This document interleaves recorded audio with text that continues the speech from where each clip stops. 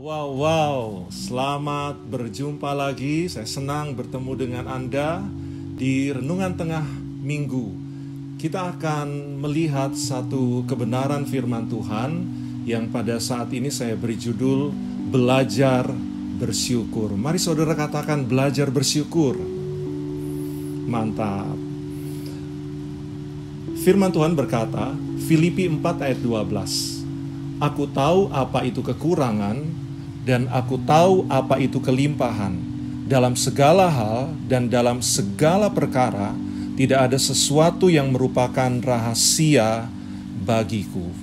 Saudara, sudah rahasia umum kalau orang sering sulit mengucap syukur kepada Tuhan ketika sedang diperhadapkan pada banyak kesulitan, masalah, kesukaran, atau kekurangan.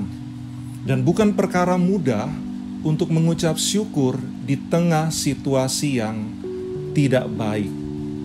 Bahkan pada kenyataannya, kita sebagai orang Kristen mempunyai persyaratan. Kita bersyukur kalau sakit kita disembuhkan. Kita bersyukur kalau ekonomi kita sudah dipulihkan. Kita bersyukur kalau mendapat jodoh.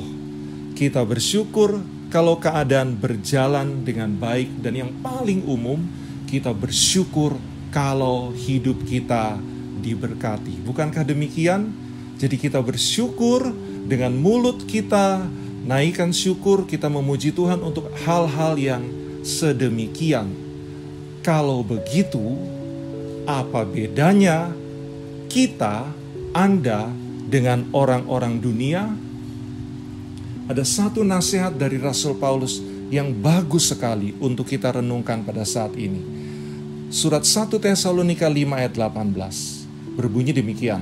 Mengucap syukurlah dalam segala hal, sebab itulah yang dikehendaki Allah di dalam Kristus Yesus bagi kamu.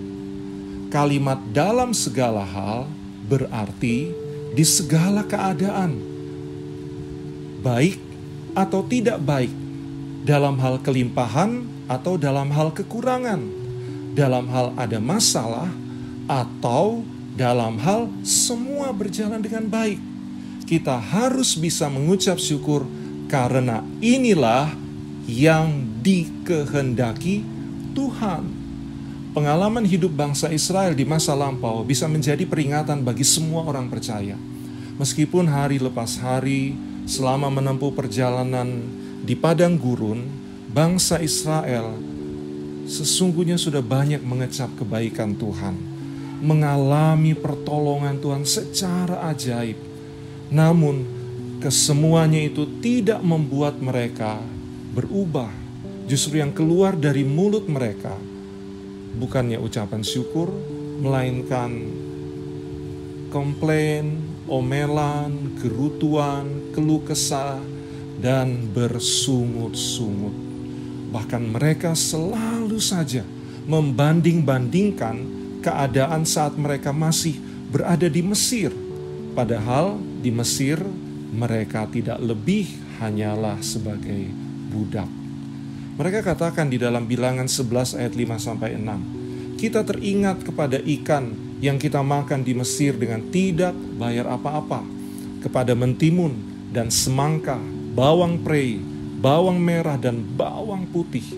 Tetapi sekarang kita kurus kering, tidak ada sesuatu apapun kecuali mana ini saja yang kita lihat. Apa yang dilakukan oleh bangsa Israel menunjukkan rasa ketidakpuasannya terhadap pemeliharaan Allah.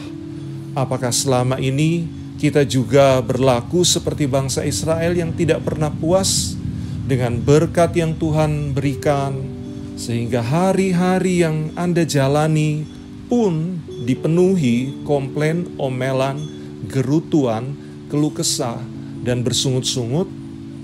Ingat, bangsa Israel yang adalah generasi pertama, mereka pun harus binasa di padang gurun karena mereka menjadi bangsa yang tidak bersyukur. Mari hal ini menjadi pelajaran bagi Anda dan saya.